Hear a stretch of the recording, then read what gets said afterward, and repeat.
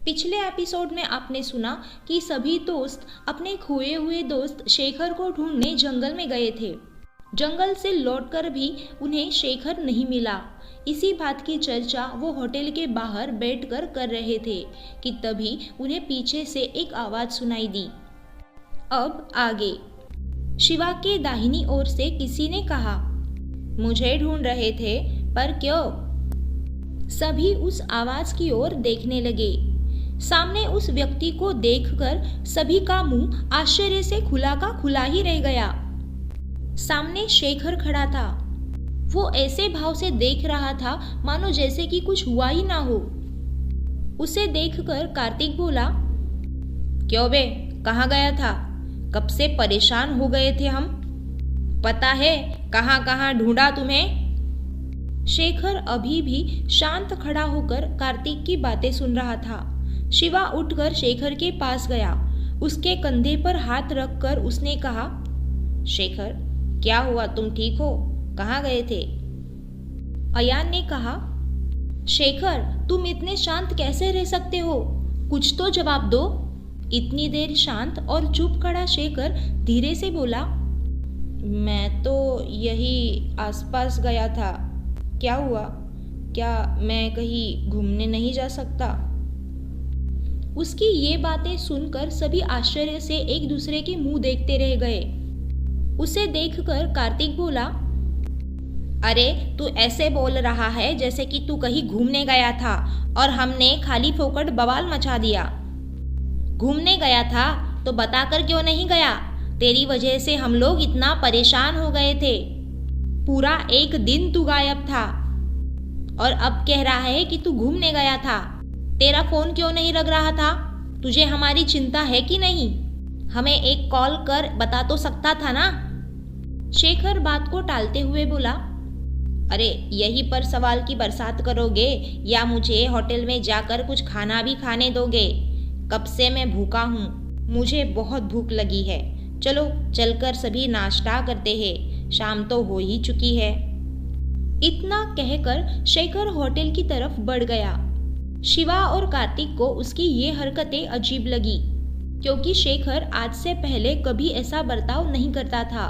वो बहुत ही मिलनसार लड़का था। गुस्सैल होने के बावजूद दोस्तों की फिक्र करता था। पर आज शेखर कुछ अलग ही लग रहा था। शायद टेंशन की वजह से वो ऐसा बर्ताव कर रहा हो। ऐसा सोचकर कार्तिक और शिवा उसके पीछे पीछे होटल के अंदर चले गए। रात का समय था। सभी अपने अपने कमरे में सो रहे थे। खाने के समय टेबल पर दूसरे दिन कहीं घूमने जाने का प्लान हो गया था, इसलिए आज सभी जल्दी जल्दी सो गए थे। कल सुबह जल्दी उठकर उन्हें घूमने निकलना था। मुआना, आयान और ओमकार एक ही कमरे में रहते थे। अचानक रात को मुआना की नींद हल्की हो गई। नींद में भी उसे ऐसा लग रहा था मानो उसे कोई देख रहा है। इस बात का एहसास होते ही मुआना ने अपनी आंखें खोली। सामने शेखर को देखकर वो चौंक पड़ा। शेखर उसी के बेड के पास एक कुर्सी लेकर बैठा था। शेखर ऐसे देख रहा था मानो वो कब से उसे घूर रहा हो। उसे ऐसा देख मुआना सकपका गया। पता नहीं क्यों, पर डर के मारे हड़बड़ाकर वो अपने बेड पर उठ बैठा। हड़बड़ाहट की वजह से उसका हाथ साथ में रखे हुए टेबल पर रखी पानी की ग्लास पर लग गया और उसी वजह से पानी का ग्लास नीचे गिर गया। उसकी आवाज से आयान और ओमकार की नींद टूट गई। वो दोनों भी अपने बेड पर चौंक कर बैठ गए। सामने कुर्सी पर शेखर आराम से बैठकर अभी भी मुआना को देख रहा था। थोड़ी देर तो सभी एक दूसरे को देखते हुए शांत थे, पर चुप्पी तोड़ते हुए अयान ने कहा, शेखर, तू यहाँ क्या कर रहा है? क्या तुझे नींद नहीं आ रही? शेखर अब भी चुप बैठा मुआना को घूर रहा था। Shekhar, are you okay? चुप्पी तोड़ते हुए शेखर ने कहा, कुछ नहीं, बस नींद नहीं आ रही थी, तो अब मैं चलता हूँ। इतना कहकर आराम से शेखर कमरे से बाहर चला गया। शेखर के जाते ही अयान ने कहा, यार ओमकार, तुझे ये शेखर कुछ बदला बदला अजीब नहीं लगता? कैसे घूर रहा था मोआना को, जैसे उस पर निगरानी रख रहा हो। ओमकार ने कहा, हाँ यार, मुझे भी शेखर का बर्ताव कुछ अजीब लग रहा है। जब से वो गायब होकर वापस आया है तब से वो बहुत ही बदला बदला लग रहा है। वो सब छोड़ो, कल हमें घूमने जाना है, चलो अब सो जाओ।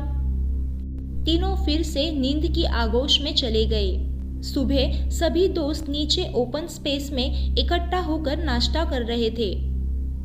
तुरंत ही उन्हें घूमने निकलना था। शिमला की कुछ वादियां देखकर पास ही के जंगल में एक नाइट कैंप भी करना था। फिर दूसरे दिन सुबह वापस वो होटल में आने वाले थे। उन्होंने 2 कार कुछ दिनों के लिए भाड़े से ले ली। उन्हीं 2 कार में वे सब घूमने जाने वाले थे। सुबह के 10 बज चुके थे। सभी अपनी अपनी बैग लेकर और कुछ खाने पीने का सामान लेकर अपनी कार में बैठकर घूमने निकल पड़े। आसपास की फेमस जगह, मंदिर तथा वादियां घूमने में उनका सारा दिन निकल गया। शाम का नाश्ता वो सब जंगल के नाइट कैंप जिस जगह होने वाला था उसी जगह करने वाले थे। इसी कारण किसी ने कुछ नहीं खाया। वैसे तो शिमला में ज़्यादातर शाकाहारी खाना मिलता है, पर कहीं कहीं जगहों पर मांसाहारी खाना भी मिलता है। इन दोस्तों ने मांसाहारी और शाकाहारी दोनों तरह का खाना खरीद लिया। अब वो नाश्ता और रात का खाना दोनों जंगल में ही करने वाले थे। पास ही के एक जंगल में वे गाड़ी के साथ जाने लगे। बर्फ से ढके रास्तों पर संभल कर गाड़ी चला रहे थे। सामने वन विभाग अधिकारी का ऑफिस दिख रहा था और वहीं से अंदर जंगल में जाने का बड़ा सा रास्ता था। ऑफिस और उस रास्ते पर 2-3 कुर्सियां थी। उसमें 2 कर्मचारी बैठे एक दूसरे से गपशप कर रहे थे। उनकी गाड़ियों को आता देख वे 2 कर्मचारी उठकर खड़े हो गए और गाड़ियों की तरफ देखने लगे। गाड़ियां नजदीक आते ही उन्होंने अपने बड़े अफसर को आवाज लगाई, जो उस ऑफिस के अंदर बैठा था। उन दोनों की आवाज सुनकर अंदर से एक आदमी बाहर आया। उन्होंने अपनी कार रोककर सभी कार से नीचे उतर गए। उस अधिकारी ने उनसे पूछताछ शुरू की। हाँ भाई, कहाँ से आए हो? इन सब ने अपने अपने जवाब दे दिए। कोई मुंबई से तो कोई साउथ इंडिया से आया था। उनसे उनका नाम और जगह पूछकर उस अधिकारी ने जंगल की थोड़ी जानकारी दे दी। वो वन विभाग का अधिकारी कोई बूढ़ा आदमी नहीं था, वो 30-35 साल का होगा। उस अधिकारी ने कहा, तो दोस्तों, ये जंगल वैसे तो बहुत खूबसूरत है, बहुत से लोग यहाँ आते हैं, पर मेरी सलाह यही है कि रात को यहाँ ना रुके।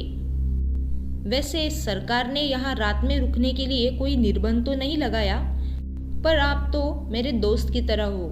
मेरी आपको सलाह है कि आप यहाँ पर रात को नाइट कैंप ना करें। इस बात पर हेक्टर ने कहा, क्यों भाई, ऐसी क्या बात है इस जंगल में? कहानी अगले भाग में जारी रहेगी। आपके पास भी ऐसे ही किस्से, हॉरर स्टोरीज, कहानियाँ हैं, एक्सपीरियंस है, तो आप मुझे इंस्टाग्राम, फेसबुक पेज या ईमेल कर भेज सकते हो। अगर कोई राइटर्स या पोएट्स है तो वो अपनी कहानियाँ और कविताएं भी मुझे भेज सकते हैं। आपको ये कहानी अच्छी लगी हो तो लाइक ज़रूर करना। कुछ आपको सुझाव या कमेंट करने हैं तो कमेंट बॉक्स में लिख सकते हैं।